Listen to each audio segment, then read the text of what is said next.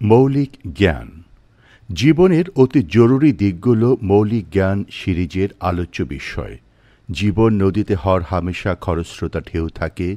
সে ঝঞ্ঝা বিক্ষুব্ধ নদী সফলতার সাথে পাড়ি দেওয়ার জন্য যদি যথার্থ সরঞ্জাম এবং প্রস্তুতি না থাকে, তাহলে মাঝ পথে জীবনতরী ডুবে যাওয়ার আশঙ্কা শতভাগ। মানব জীবনে বৈচিত্র্য অবশ্যম্ভাবী, কাম্য এবং আনন্দ উৎসবের অপরিহার্য উপাদান। তা আমাদের মহান বিজ্ঞ স্রষ্টার প্রজ্ঞাময় মহাপরিকল্পনার অংশ। সৃষ্টির সর্বত্র এর প্রমাণ সুস্পষ্ট এবং সহজে বোধগম্য।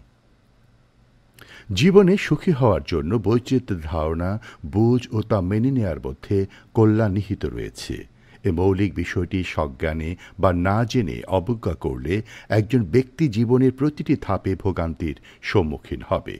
বরং বৈচিত্র্যকে জীবনের সকল বিভাগের সাথে খাপ খাইয়ে নেয়ার উপায় খুঁজে নিজ আয়ুষ্কালকে উপভোগ্য বানিয়ে নেয়াই বুদ্ধিমানের কাজ। বিপরীতটি নির্বুদ্ধিতা, অশান্তির শক্তিশালী প্রভাবক ও নিশ্চিত মানসিক অসুখের কেন্দ্রস্থল। জীবনের শুরু বৈচিত্র্য দিয়ে। সদ্যজাত শিশু প্রথমে কান্না দিয়ে জীবন শুরু করে, অথচ তার আশেপাশে সকলে মুখে হাসি। আবার যে মা তাকে জন্ম দিতে গিয়ে প্রায় নিজের প্রাণ হারাতে বসেছিল, সে মায়ের বিষয়টি আরও বৈচিত্র্যপূর্ণ, কারণ তার চেহারায় উজ্জ্বল হাসি, কিন্তু চোখে অশ্রু। নিশ্চয়ই তা আনন্দের। মানুষের মধ্যে মিলের চাইতে অমিল বেশি। চেহারা, স্বভাব, পছন্দ অপছন্দ সব কিছুতে মিলের চাইতে অমিল বহুগুণ বেশি, অর্থাৎ বৈচিত্র্য। আমাদের একটিমাত্র বাসস্থান ছোট পৃথিবী। আমাদের সৌরজগতের শতকরা ৯৯.৮০ জায়গা দখল করে আছে সূর্য।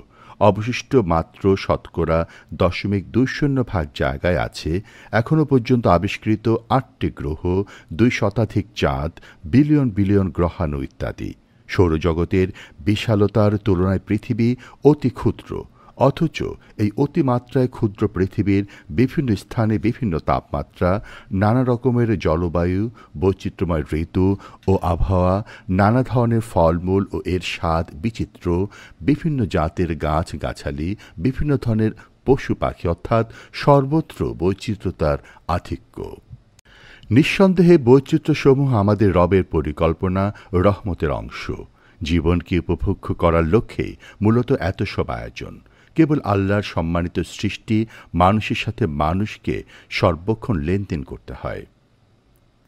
নিজ পরিবার, প্রতিবেশী, বন্ধুমহল, সহকর্মী, ব্যবসায়িক পার্টনার, সমাজে বসবাসকারী নিকট বা দূরের মানুষেরা ইত্যাদি হল পরিচিত জন বা নিকটজন কিংবা নিকটজনদের পরিচিত জন। এই সমস্ত মানুষ পরস্পরের সাথে এক ধরনের বোঝাপড়ার আষ্টে পৃষ্ঠে বাঁধা। অপরদিকে রয়েছে মানুষের বৃহত্তম অংশটি, যাদের সাথে সরাসরি কোনো লেনদেন হয়তো নেই। তারা কোনো আত্মীয় নন, নিজ সমাজের বাইরের, এমনকি নিজ ভৌগোলিক সীমানারও বাইরের লোক তারা। নিকট কিংবা দূরের, আত্মীয় বা অনাত্মীয়, পরিচিত অথবা অপরিচিত, ভৌগোলিক সীমার ভেতরে বা বাইরের মানুষের প্রতি মানুষের একটি সুস্থ, শুদ্ধ ও ভারসাম্যপূর্ণ দৃষ্টিভঙ্গি অতীব প্রয়োজন। পারস্পরিক আচার আচরণের গ্রহণযোগ্য এটিকেট জরুরি। আশা প্রত্যাশার সীমানা পরিসীমা থাকাটা আবশ্যক। মতভেদ বা মতান্তরে করণীয় ও সর্বজন বিদিত নীতি সুস্পষ্ট থাকা উচিত। সংকটকালীন করণীয় সমূহের তালিকা সহজলভ্য ও সহজে পালনীয় হওয়ার উপযোগী হওয়া উচিত। একটি শক্তিশালী উচ্চমানের সর্বজন গ্রাহ্য রেফারেন্স পয়েন্ট থাকা অত্যাবশ্যক। তাহলে আশা করা যায় যে আমরা সকলে মিলে দুনিয়াকে একটি আবাসযোগ্য ভূমিতে পরিণত করে আমাদের স্রষ্টার প্রিয় ভাজন হতে পারব। বিষয়টিকে উপেক্ষা করলে তার পরিণতি কি হবে তার জন্য আমাদের দূর ভবিষ্যৎ পর্যন্ত অপেক্ষা করতে হবে না। আমরা প্রতিনিয়ত তার টের পাচ্ছি। আজ সারা দুনিয়ার প্রতিটি শহর, গ্রাম, পাড়া, দেশ সর্বত্র অশান্তির আগুনে জ্বলছে। দ্বন্দ্ব আজ কেবল নিকটজনের মধ্যে সীমাবদ্ধ থাকছে না, একান্ত প্রিয়জনদের মধ্যে যা হচ্ছে তা ভদ্রতার সকল সীমা ছাড়িয়ে নিকৃষ্ট পর্যায়ে চলে গেছে। পরিবারের নিকটজন হতে শুরু করে প্রতিবেশী, ব্যবসায়িক পার্টনার, ক্রেতা বিক্রেতা সহ প্রায় সকলের মধ্যে পারস্পরিক আনন্দময় বোঝাপড়া দুর্লভ প্রমাণিত হচ্ছে। দ্বন্দ্ব সংঘাত ছড়িয়ে পড়েছে দেশ হতে দেশান্তরে। স্নায়ুযুদ্ধ, জিহ্বার তীক্ষ্ণ লড়াই, প্রত্যক্ষ বা পরোক্ষ হুমকি, blackmailing, secret killing mission, hijack, গুম ইত্যাদি এখন বেশ সহনীয় হয়ে উঠেছে। সকল মানুষ একই জাতিসত্তার অন্তর্ভুক্ত ছিল, অথচ আজ দেশে দেশে চরম জাতীয়তাবাদ জেগে উঠছে। দয়ের স্থান দখল করেছে হিংসা, বিদ্বেষ ও ঘৃণা। নতুন কায়দায় দেশ দখল, ক্ষমতা দখল, জমি গ্রাস আর শিশু নারী হত্যার মতো জঘন্য কাজগুলো অবাধে শুরু হয়েছে। প্রিন্ট মিডিয়া, কেবল মিডিয়া, বেতার ইত্যাদি সবাই আজ দখল শব্দটিকে সহনীয় করে তুলতে কৌশলে খুব আন্তরিকতার সাথে সহযোগিতা করছে। ফলে দখল শব্দটি শুনতে শুনতে দুনিয়ার মানুষ দখল বান্ধব হয়ে গেছে। যার যত বড় বিদ্যা তার দখল ক্ষমতা তত দক্ষতাপূর্ণ ও কৌশলী। চমৎকার ভাষাবিদ্যা ব্যবহার করে শব্দের মারপ্যাচ দিয়ে অস্ত্রবিদ্যায় চরম পারদর্শিতা অর্জন করে জ্ঞান বিজ্ঞানে চরম উন্নত ব্যক্তি বা জাতি দখল বিদ্যায় অন্যদের তুলনায় অনেকখানি এগিয়ে আছে। আজ জুলুম, সন্ত্রাস, চাপিয়ে দেয়া, দুর্ভিক্ষ ইত্যাদিতে ভুগছে মানুষের বৃহৎ অংশ। সারা দুনিয়া হতে অকৃত্রিম সহনশীলতা বিদায় নিয়েছে। জুলুম হতে কোনো জাতি, দেশ, ভাষাভাষী মানুষ মুক্ত নেই। যাদের হাতে ক্ষমতা আছে তারা হবে জালিম, যাদের হাতে ক্ষমতা নেই তারা হবে জুলুমের শিকার। আবার যে জালিম ক্ষমতা হারাবে সে শীঘ্রই স্বাদ নেবে সে জিনিসের যা ক্ষমতাসীন থাকাকালীন নিয়মিত করে সে আনন্দ পেত। আগে যারা অসহায় হয়ে জুলুমের শিকার হয়ে আসছিল, পট পরিবর্তনের পর তারা ক্ষমতা হাতে পেয়ে বহু গুণ উৎসাহ উদ্দীপনা সহ জুলুম শুরু করে দেয়। দুনিয়ার মানুষ ভেবে আসছে এই হলো জীবন সাইকেল, এ হলো ভাগ্যের লিখন।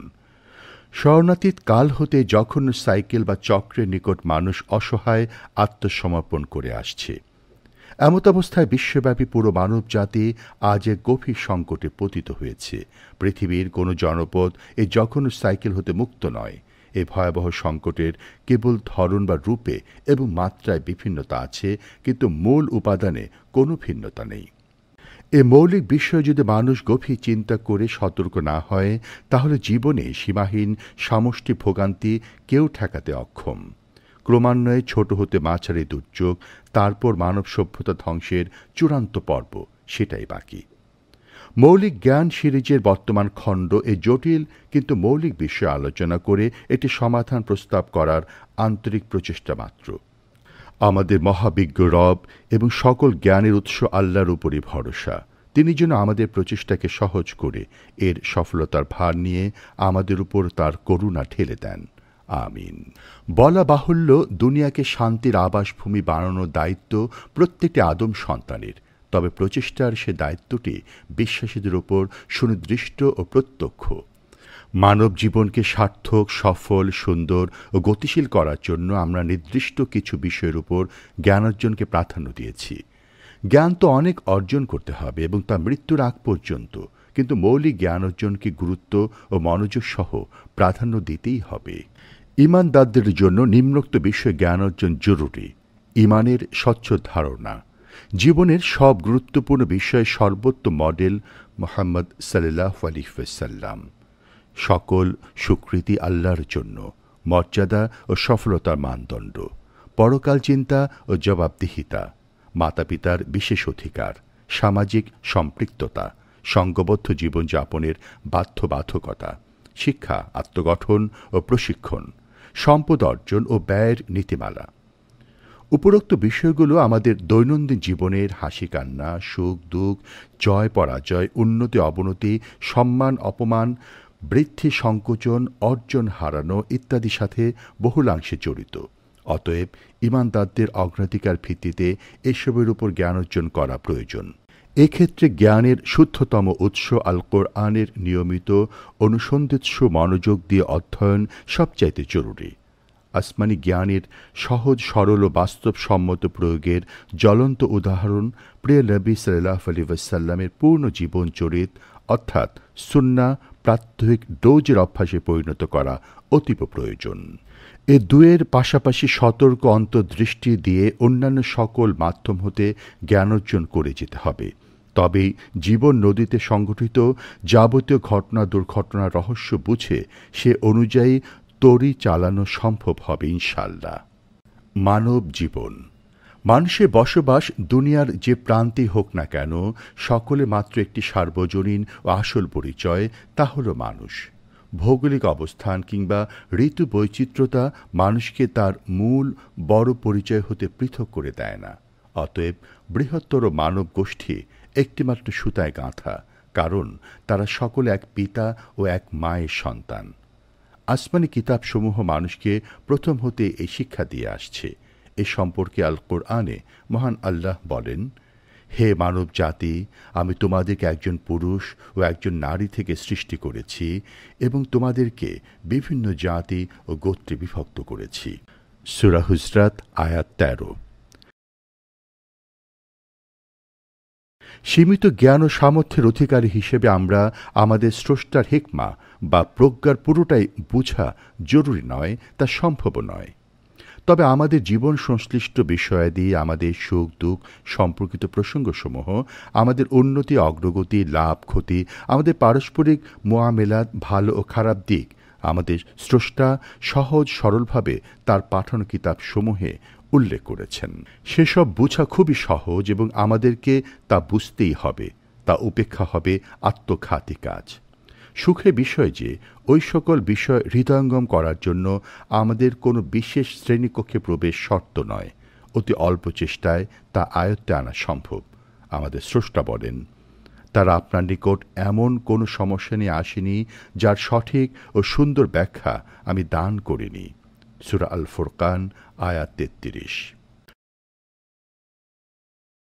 সুতরাং মানুষ জীবনের সকল মৌলিক সমস্যা সমাধানের জন্য তার রবের পাঠানো কিতাবের দ্বারস্থ হওয়া জরুরি, কারণ আমাদের রবের দেওয়া সমাধান সত্য, সহজ ও উত্তম।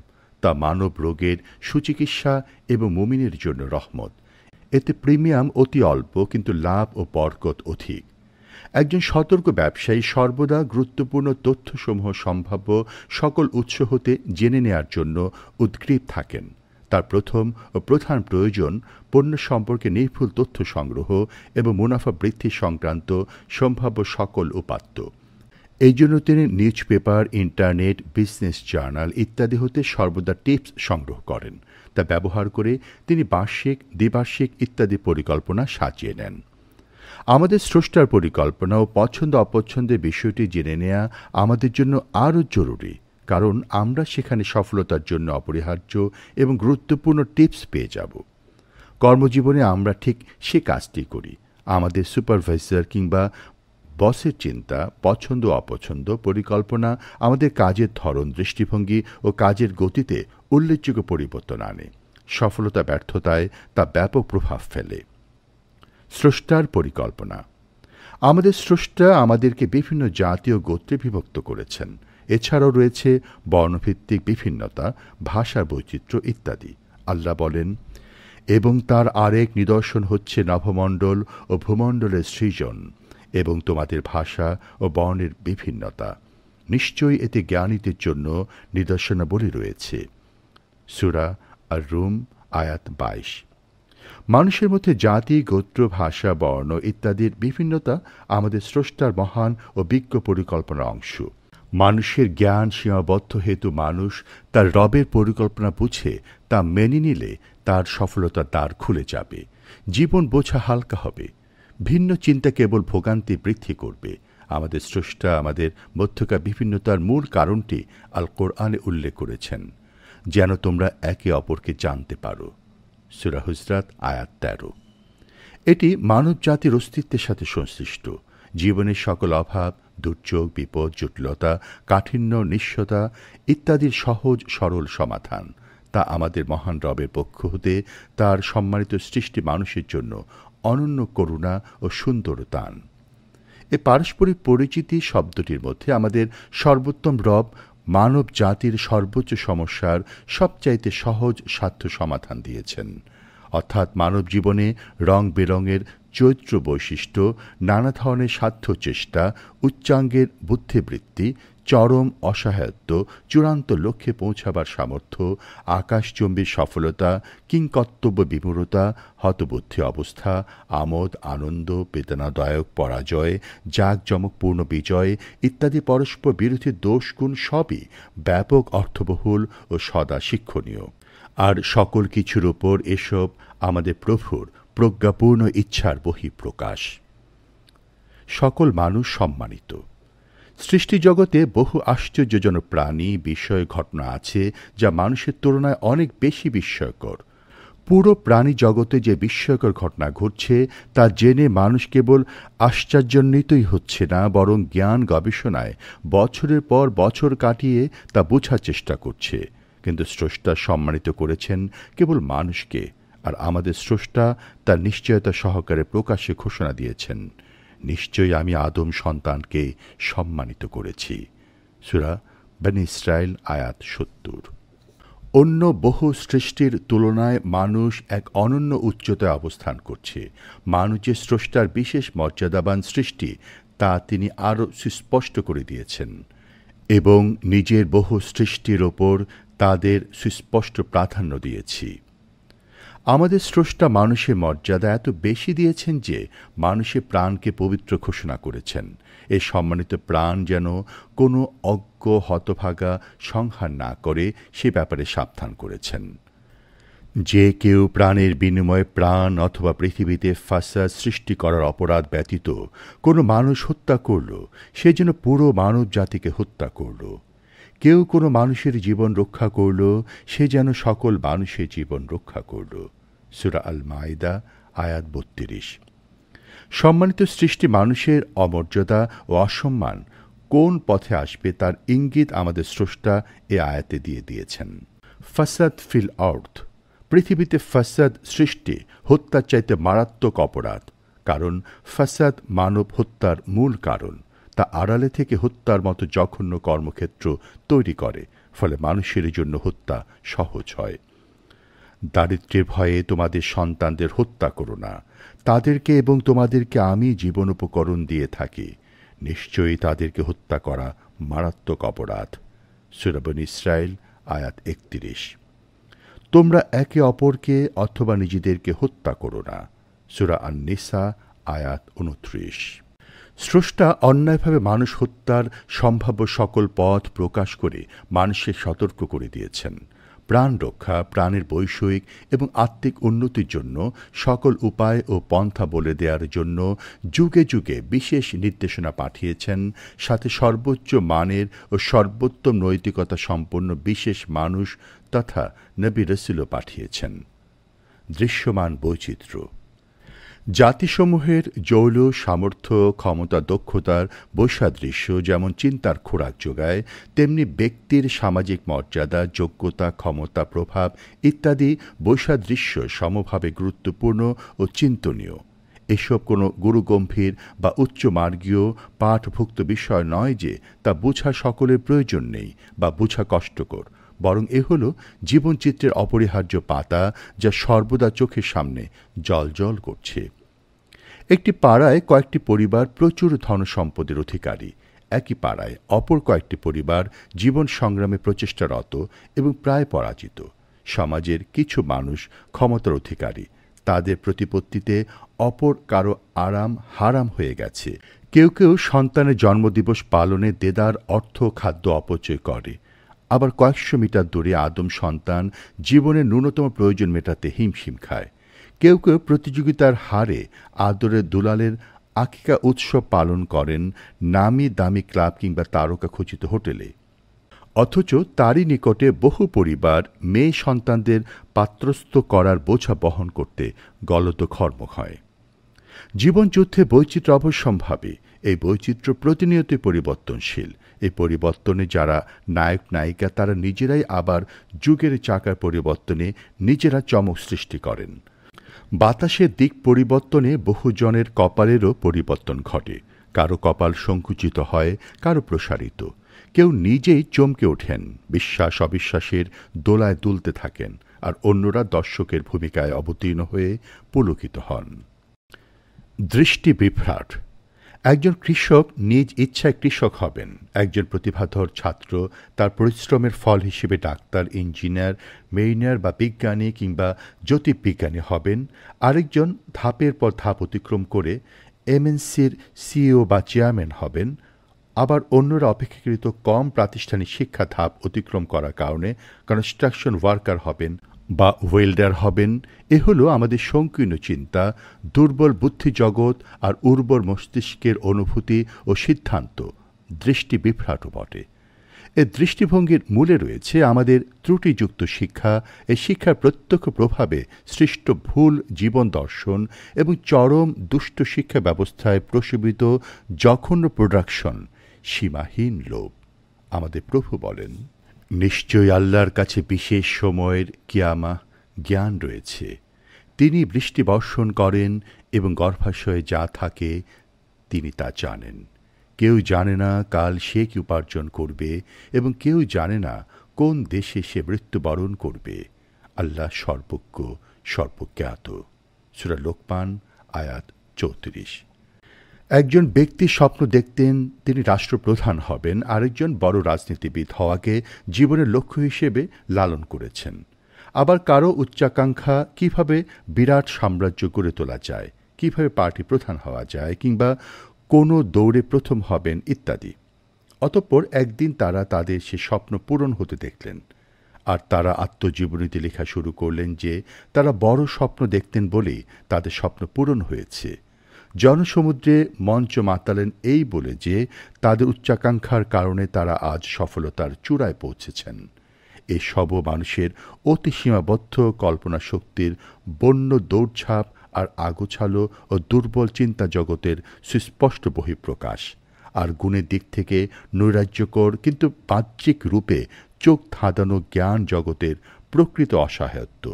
আল্লাহ বলেন, বলো, হে আল্লাহ, তুমি সার্বভৌম শক্তির অধিকারী, তুমি যাকে ইচ্ছা রাজ্য দান করো এবং যার কাছ থেকে ইচ্ছা রাজ্য ছিনিয়ে নাও, যাকে ইচ্ছা সম্মান দান করো আর যাকে ইচ্ছা অপমান করো, তোমারই হাতে রয়েছে যাবতীয় কল্যাণ, নিশ্চয়ই তুমি সর্ববিষয়ে ক্ষমতাশীল। সূরা আল ইমরান আয়াত ২৬। প্রকৃতপক্ষে কে কি হবেন বা কে কোন পদ আরোহণ করবেন, কে পদবঞ্চিত হবেন কিংবা কে রাজ্য পাবেন আর কে রাজ্য হারাবেন, এর সবই এক মহা ক্ষমতাধর ও মহাজ্ঞানী মালিক নিয়ন্ত্রণ করেন। কে ইজ্জত আর জনপ্রিয়তার চূড়ায় আরোহণ করবেন আর কে চূড়া হতে কখন খাড়া অবতরণ করবেন, সে মহান শক্তি তার পরিকল্পনা মোতাবেক সব কিছু সাজান। এতে থাকে তার সর্বজ্ঞানী প্রজ্ঞা, সিদ্ধান্ত ও নিয়ন্ত্রণ। এতে আরও প্রমাণিত হয় যে স্রষ্টা এমন এক শক্তি যিনি প্রতিটি সেকেন্ড আমাদের তৎপরতার সাথে সক্রিয়ভাবে সংশ্লিষ্ট। একটি মুহূর্তের জন্য আমরা স্রষ্টার দৃষ্টিসীমার বাইরে নই। তার জ্ঞানের বাইরে গাছের একটি পাতাও নড়ে না। তার অনুমতি ব্যতীত কোনো ঘটনা বা দুর্ঘটনা কিছুই ঘটে না। আল্লাহ সপ্তাকাশ সৃষ্টি করেছেন এবং পৃথিবীও। এসবের মধ্যে তাঁর আদেশ অবতীর্ণ হয় যাতে তোমরা জানতে পারো যে আল্লাহ সর্বশক্তিমান এবং সব কিছু তার গোচরীভূত। সূরা আত-তালাক আয়াত ১২। আমাদের দৃষ্টি বিভ্রাটের সবচেয়ে বড়টি আমাদের প্রভু সুরাহা করে দিলেন, তুমি যাকে ইচ্ছা বেহিসাব রিজিক দান করো। সূরা আল ইমরান আয়াত ২৭। অর্থাৎ মানুষের ইচ্ছা, শখ, বাসনা, পরিকল্পনা, প্রস্তুতি, আকর্ষণ ইত্যাদি অনুযায়ী দুনিয়ার বিষয়াদি পরিচালিত হয় না। কোনো কিছুর ফয়সালাও সে অনুযায়ী হয় না। আমাদের রবের পরিকল্পনা ও সিদ্ধান্তই চূড়ান্ত। তিনি আমাদের অ্যাফেয়ার্সের সাথে সর্বদা সংশ্লিষ্ট। আমাদের অপ্রকাশিত কথা কেবল নয়, বরং আমাদের মনে যেসব চিন্তা উকিঝুঁকি মারে, অন্তরে যে ফিসফিসানির উদ্রেক হয়, তা আমাদের প্রভু জেনে যান, কারণ তিনি আমাদের সৃষ্টি করেছেন। আমাদের উচ্চারিত প্রতিটি শব্দ তিনি কেবল জানেনই না, বরং সব উচ্চারিত শব্দ তিনি রেকর্ডভুক্ত করার ব্যবস্থাও করেছেন। তিনি আমাদের ঘাড়ের রগেরও নিকটে। সহনশীলতা সহজাত। সহনশীলতা আল কোরআনে উল্লেখিত কোনো শব্দ নয়, কারণ তা ইসলামে সহজাত। ইসলাম নিজেই এর ব্যাখ্যা। অপরাপর ধর্মগুলো কোনো না কোনো জাতি গোষ্ঠীর নামের ওপর রচিত, যেমন ইহুদি ধর্ম, খ্রিস্টান ধর্ম, হিন্দু ধর্ম, বৌদ্ধ মতাদর্শ। এগুলি কোনো পূজনীয় মানুষের নামের সাথে, কোনো এলাকা বা বিশেষ জায়গার সাথে কিংবা কোনো বিশেষ চিহ্নের সাথে সংশ্লিষ্ট। ইসলাম শুধু ব্যতিক্রম। আরব, অনারব, সাদা কালো, পূর্ব পশ্চিম, উন্নত, উন্নয়নশীল কোনো পবিত্র স্থান কিংবা প্রাকৃতিক বস্তু, কোনো মহৎ ব্যক্তি বা শৌর্য বীর্য সম্পন্ন জাতি এর কিছু ইসলামের সাথে যুক্ত হয়নি। সৎকর্ম ইসলামের চিহ্ন, সৎকর্মই পুরস্কারের শর্ত। সকল জাগতিক উপাদান দেয়া হয়েছে সৎকর্মের জন্য। ইসলাম প্রণেতা স্বয়ং জগৎসমূহের প্রভু মহান আল্লাহ রাব্বুল আলামিন। তিনি নিজেকে কোনো বিশেষ শ্রেণী গোষ্ঠীর স্রষ্টা বলে পরিচিত হননি। ইসলাম কোনো অভিনব দিন বা ধর্ম নয়। কোনো চমক সৃষ্টির জন্য ইসলামের হঠাৎ আগমন হয়নি। এর প্রমাণ নবী রাসূলগণ। তারা যুগের বিভিন্ন বাঁকে দুনিয়ায় আগমন করেছেন। পরস্পরের আগমনে ব্যবধান কয়েকশো হতে হাজার বছরের, কিন্তু তাদের মূল আবেদন, আহ্বান, শিক্ষা, উপদেশ ইত্যাদি এক সূত্রে গাঁথা। তাদের মূল কথা খুবই সংক্ষিপ্ত: হে মানুষ, আল্লাহর দাসত্ব করো। নবী নূহ, হুদ, সালেহ, শোয়াইব সকলেই তাদের জনপদের লোকদের এই একই আহ্বান করেছিলেন। আর সর্বশেষ নবী মুহাম্মদ সাল্লাল্লাহু আলাইহি ওয়াসাল্লাম একই আহ্বান করেছেন পুরো বিশ্ববাসীর প্রতি: হে মানুষ, তোমরা তোমাদের পালনকর্তা দাসত্ব করো, যিনি তোমাদেরকে এবং তোমাদের পূর্ববর্তীদেরকে সৃষ্টি করেছেন।